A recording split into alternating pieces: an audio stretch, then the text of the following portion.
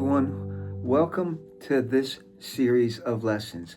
What I'm going to do in it is teach you how to learn to remember the names of the notes on the guitar fretboard on every string. This is lesson number 1. In lesson number 1, what you're learning is the notes that make up the music alphabet and how they fall on each string of the fretboard going up this way. The other thing you're going to memorize right off the bat is the names of the strings when you play them with no fingers on them. They are E, A, D, G, B, E. In every lesson in the description will be a link to this picture of the fretboard, which you can refer to as you go through each lesson. If you don't want to look in the link, I'm going to hold it still for another couple seconds. Take a screenshot of it, blow it up, and look at it. Print it out as you go through the lessons with me. Okay, so here we go.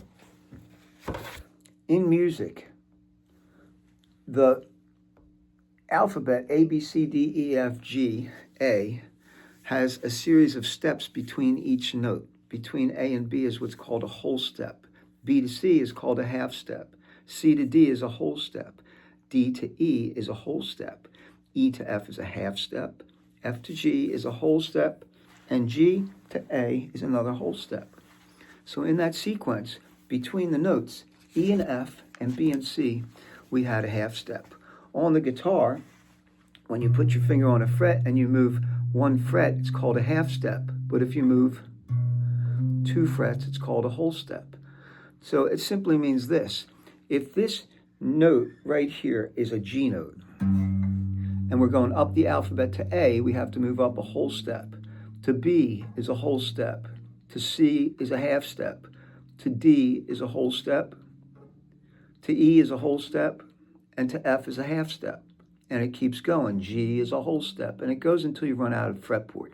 So, again, you can look at the picture and you can see that everywhere. E to F is always only 1 fret. B to C is always only 1 fret. E to F is 1 fret. B to C is always 1 fret. Everything else has a fret in between it. So, here we go, up each string. E, open E, fat string. F is on fret 1. G is on fret 3. A is on fret 5. B is on fret 7. B to C is a half step. C to D. D to E. E to F. F to G. G to A. I'm going to stop there. A. The next string's name is A. A. When you play an open string, pretend the nut right here is holding the finger down for you. A to B is a whole step. B to C is a half. C to D is a whole. D to E is a whole. E to F is a half. F to G, whole. G to A, whole. A to B, whole. B to C. C to D. Next string's name is D. D to E is a whole step. E to F is a half. F to G is a whole. G to A is a whole. A to B is a whole. B to C is a half. C to D is a whole. D to E is whole. E to F, half. F to G, whole. G to A, whole step. A to B, whole step. B to C, half step. C to D, whole step. D to E, whole step. E to F, half step.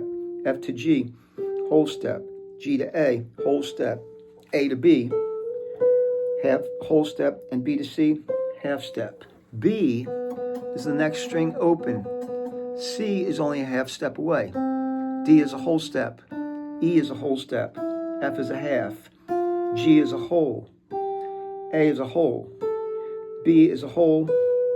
C is a half. D is a whole step. E is a whole step. Next string's name is E. F is a half step. G is a whole step. A is a whole step. B is a whole step. C is a half step.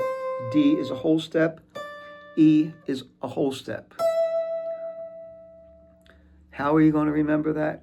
it's going to take you a good bit of time. Most people learn what those notes are by learning how to sight read all up and down the neck, which literally probably would take most people a couple years to get through enough method books to be able to read all over the neck, like probably within 2 years. A lot of guitar players today don't read anything, so that makes it really hard to learn the note names without learning how to read. So you have to go over all kinds of theory and everything like that to work on learning those notes. So for you, what I recommend is you start on one string and you just pick the note with your thumb or with a pick.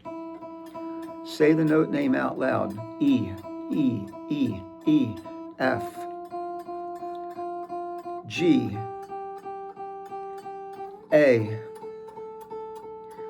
B, C is a half step, C, D, E, F, G, and it keeps going. Try going backwards. E, D, C, B, A, G, F, E. The other thing that you could do is after you've gone over the string a lot of times, probably 20, 30, maybe 50 times. Most people won't do it 50 times. But after you've gone over it and you feel like you're tired of going over it, then you could say to yourself, well, what if I just make up a 4-note pattern out of the alphabet? Like, what if I say F, G, A, B? Find F, G, A, B. How about C, A, B, C?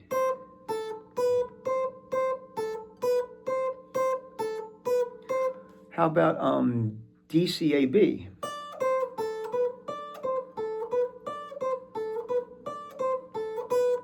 And just keep going with that 4-note pattern thing until you feel like you sort of know what happens when you put your finger on this fret as a D.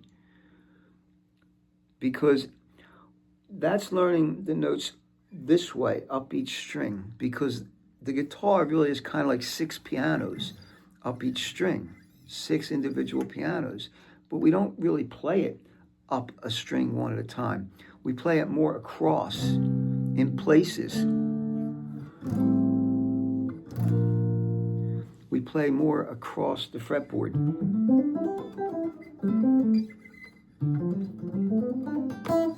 Anyway, you need to learn what the notes are that you're playing. And the more you work on it, the better you'll get at it. So you do want to try to take your time and go up each string, name the notes, test yourself, because this is only lesson number 1. Probably you should spend a good hour solid, but you're going to do it in broken up little increments of probably 3 to 5 minutes of practice, just saying the note names G, A, B, C, C, B, A, G, C, B, A, G. You could practice singing them. C, B, A, G, C, B, A, G, D, C, B, C, D, C, B, C. Look at the picture as you do it. Say the notes up and down. You will start to remember them. What happens next is I'm going to take a very beginnerish, in theory, chord, the C chord. I say it that way because the C chord's very hard to learn how to play and to get it to sound good, because you're playing with 3 different fingers on this hand. They have to curve strings so that you get 5 notes. And it's hard to get it to sound good in tune, too, after you learn how to play it. At any rate, we're going to take this chord that a lot of people think is an easy beginner chord, and we're going to break it up and learn how to do the notes that make up the C chord and the notes that make up a C major scale underneath each little C chord.